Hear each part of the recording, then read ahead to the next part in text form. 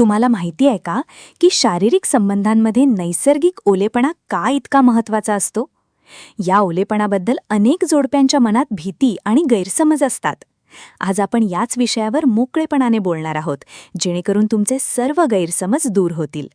नमस्कार मंडळी, मी आहे तुमची होस्ट आणि कोच डॉक्टर नमिता पाटील. आणि आज आपण स्त्रियांच्या ओलेपणाबद्दल किंवा चिकटपणाबद्दल बोलणार आहोत. हे सेक्शुअल हेल्थशी कसं जोडलेलं आहे?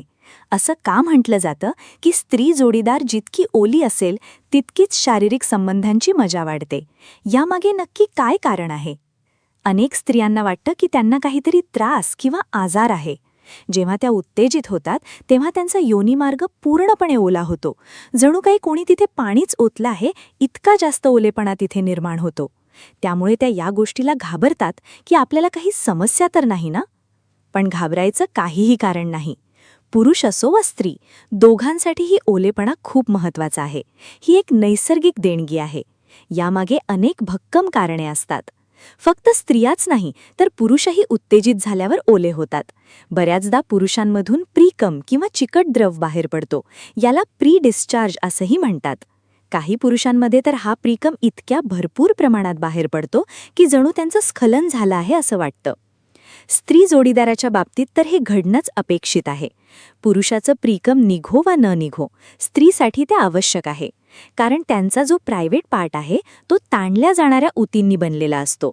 जर तिथे ओलेपणा नसेल तर तो भाग व्यवस्थित ताणला जाणार नाही आणि पुरुषाला प्रवेश करणं जवळपास अशक्य होईल. एरवी योनिमार्ग आकुंचन पावलेला असतो, पण जेव्हा शरीर उत्तेजित होतं आणि तयार होतं तेव्हा तो हळूहळू उघडतो.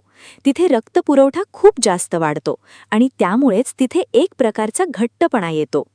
हे नॅचरल लुब्रिकेशन जास्त प्रमाणात स्त्रवण्याची मुख्य कारणे खालीलप्रमाणे आहेत. घर्षणविरहित आणि आनंददायी अनुभव. शारीरिक संबंध स्लिपरी आणि प्लेजरेबल व्हावेत, कारण जेव्हा तुम्ही विविध पोझिशन्समध्ये कधी हळू तर कधी वेगाने हालचाल करता तेव्हा घर्षण निर्माण होतं. या घर्षणामुळे योनी मार्गातील नाजूक उतींना इजा होऊ नये, तिथे कोणतेही कट लागू नयेत किंवा त्या फाटू नयेत, म्हणून हे लुब्रिकेशन काम करतं. इच्छेनुसार ओलेपणा. तुमच्या शरीरात जितकी इच्छा असते आणि शरीर जसं तयार होतं त्या प्रमाणात हा द्रव बाहेर पडत असतो. काही स्त्रियांमध्ये हे प्रमाण इतकं जास्त असतं की त्यांना वाटतं त्यांचं डिस्चार्ज झालंय, पण ते फक्त ल्यूब असतं. ही पूर्णपणे नैसर्गिक गोष्ट आहे.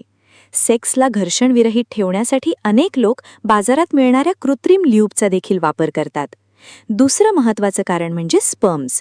जितकं जास्त ल्यूब तिथे असेल तितकी शुक्राणूंची पुढे जाण्याची क्षमता चांगली असते.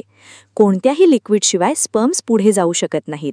त्यामुळे स्पर्म्ससाठी योग्य वातावरण तयार करण्याचं कामही हा अंतर्गत ओलावा करतो. हे खूप स्ट्रॉंग रिझन आहे.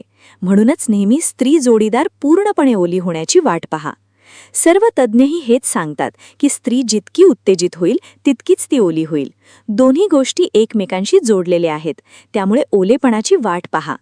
असं का सांगितलं जातं? कारण जर तुम्ही या ओलेपणाची वाट नाही पाहिली आणि कोरडेपणातच जबरदस्ती करण्याचा प्रयत्न केला तर तिथे इजा होते. तिथल्या पातळ आणि नाजूक उती फाटतात. यामुळे नंतर स्त्रीला खूप जळजळ आणि वेदना होतात.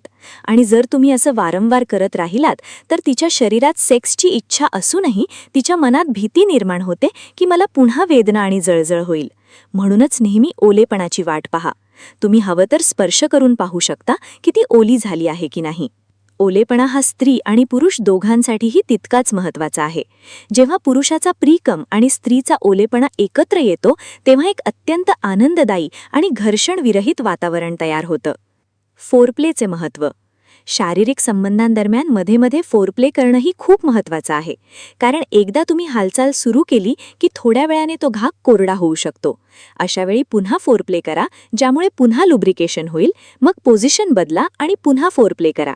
या पद्धतीचा वापर करून तुम्ही तुमचा देळही वाढवू शकता आणि लुब्रिकेशनही मेंटेन राहते. कारण एकदा कोरडेपणा आला की तिथे फ्रिक्शन देणं खूप त्रासदायक ठरतं. या गोष्टीची नक्की काळजी घ्या. थँक्यू. Bye bye.